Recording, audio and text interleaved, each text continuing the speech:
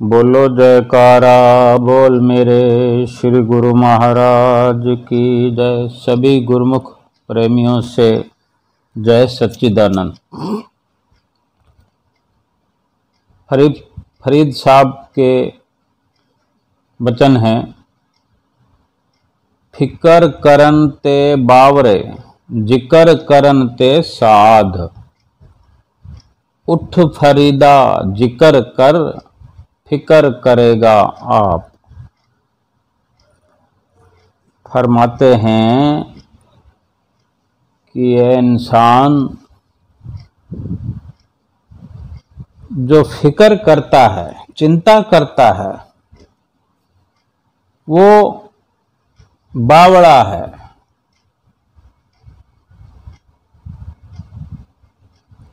पगलाया हुआ है, या ये कह सकते हैं कि कोई मूर्ख हो सकता है जो फिक्र करता है, चिंता करता है।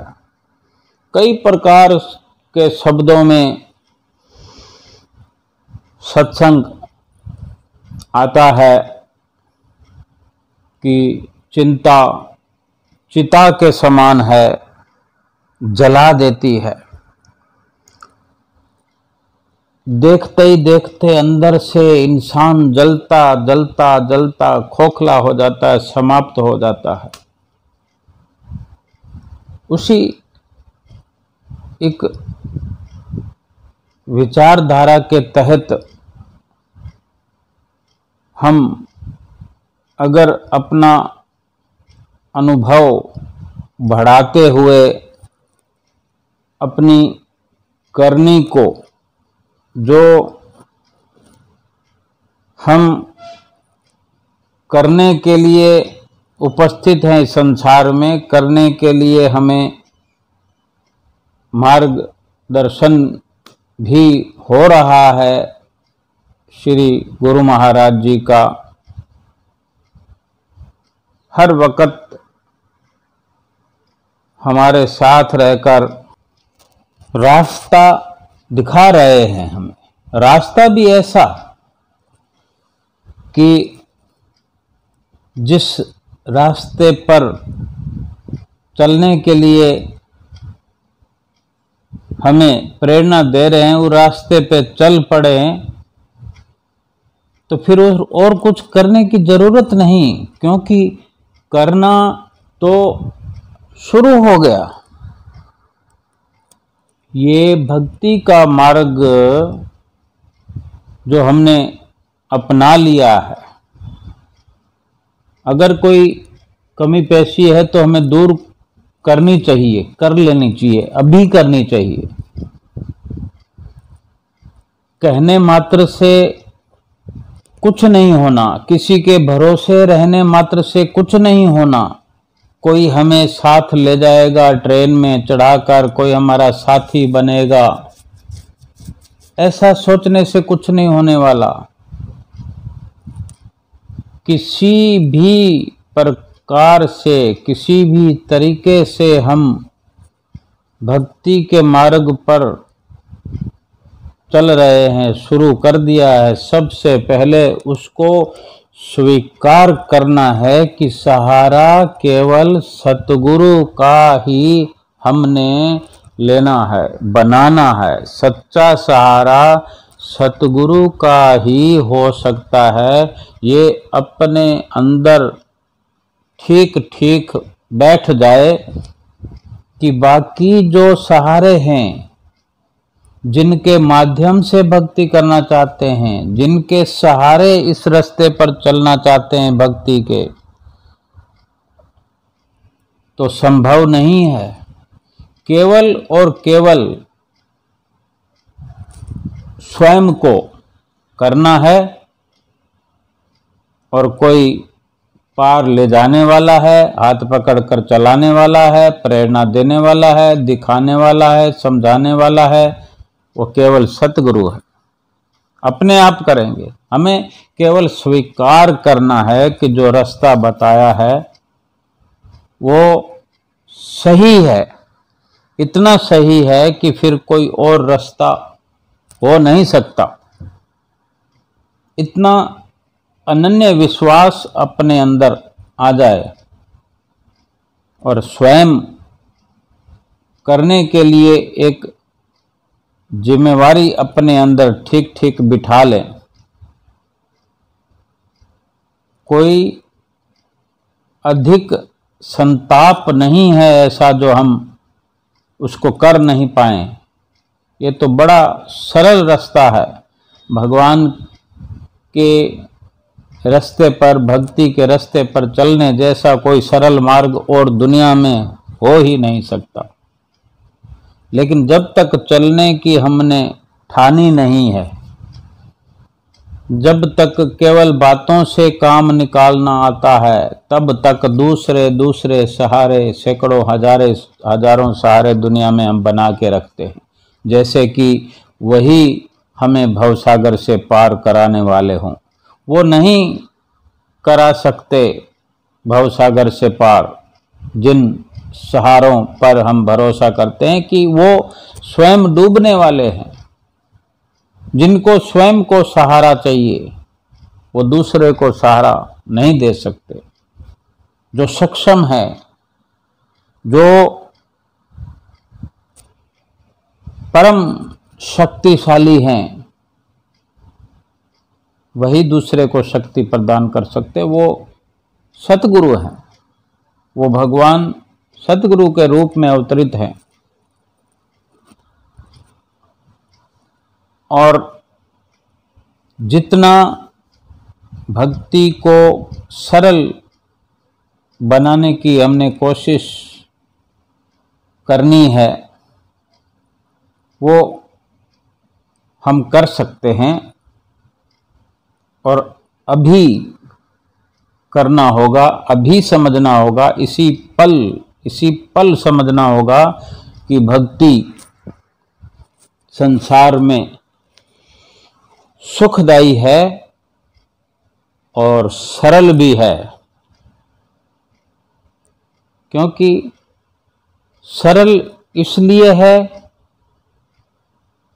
कि अगर मनुष्य जन्म में भक्ति ना होनी होती तो मनुष्य जन्म प्राप्त करने का अभिप्राय क्या है?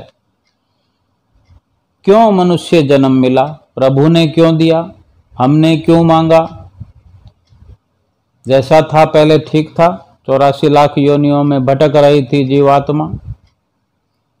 मांग इसलिए की कि उन बंधनों में परेशान रही यह जीवात्मा, दुखी रही, नरक भोग भोग कर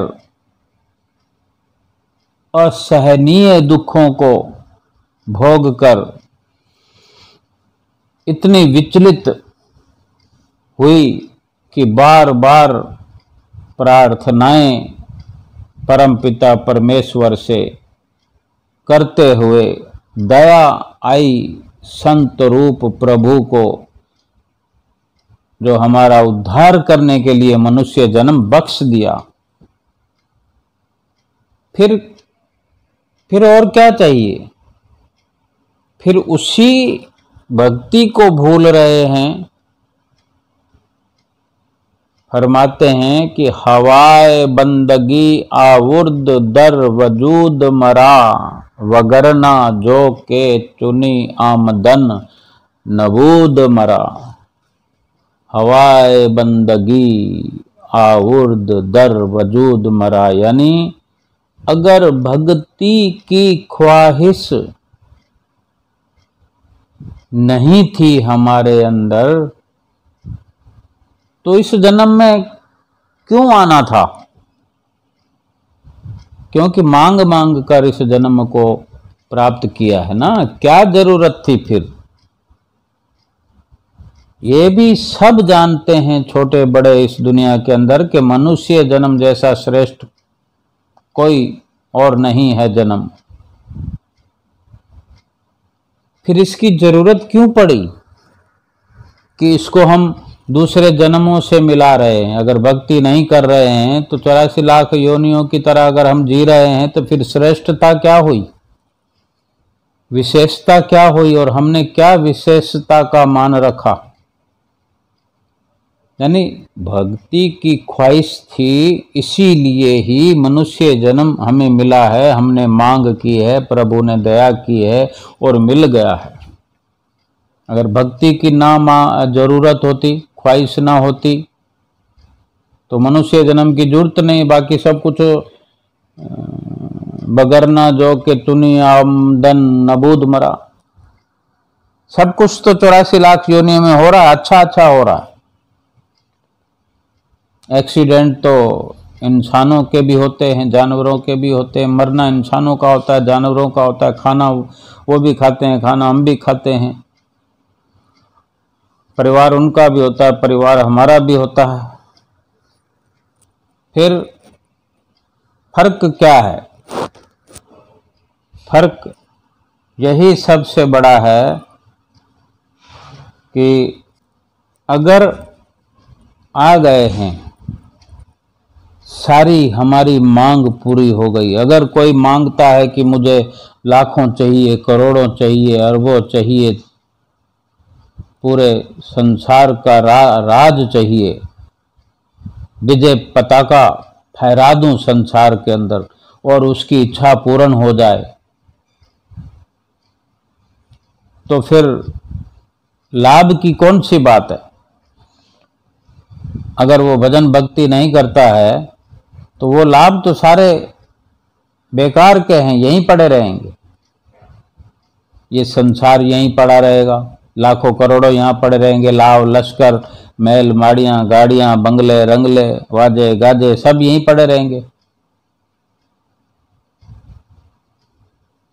और भक्ति में कोई जीव लगता है, कोई गुरुमुख बनता है, गुरु का प्यारा बनता है, प्रभु की राह पर चलता है, प्रभु का भजन करता है, सुमरन करता है, उसके पास उसने लाखों करोड़ों रंगले बंगले लाव लश्कर तो मांगने ही नहीं है,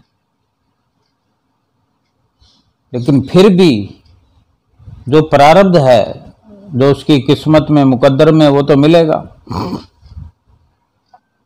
बिन मांगे मिलेगा।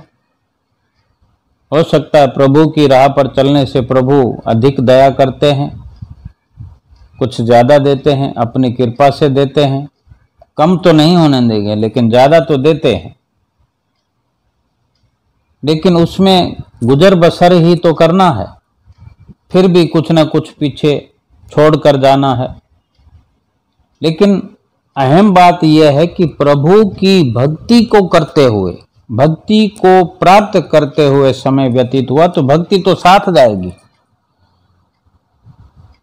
भक्ति ने तो कमाल कर देना, इस लोक में भी और परलोक में भी। तो मनुष्य जन्म तो मिला हुआ है, फिर कब कमाल करेंगे हम अपने जीवन में? सतगुरु तो भक्ति के धन से माला माल करने के लिए तैयार बैठे हुए हैं। हर पल हम उनकी निगरानी में हैं, लेकिन हम सोचते हैं कि कोई अमुक हमारा कार्य कर दे, भक्ति में हमारा इजाफा हो जाए, कोई हमारी मदद कर दे, कोई हमें लेकर चला जाए, कोई ऐसा कर दे, कोई हमारे हिस्से का सुमरन कर दे। और आरती पूजा भी हम मोबाइल को चालू कर देते हैं, वो करता रहे। सिमरन में भी उसमें जाप लगा देते हैं, वो आवाज चलती रहती है और हम अपने काम धंधे करते रहते हैं। लेकिन हम कहाँ खोए हुए हैं?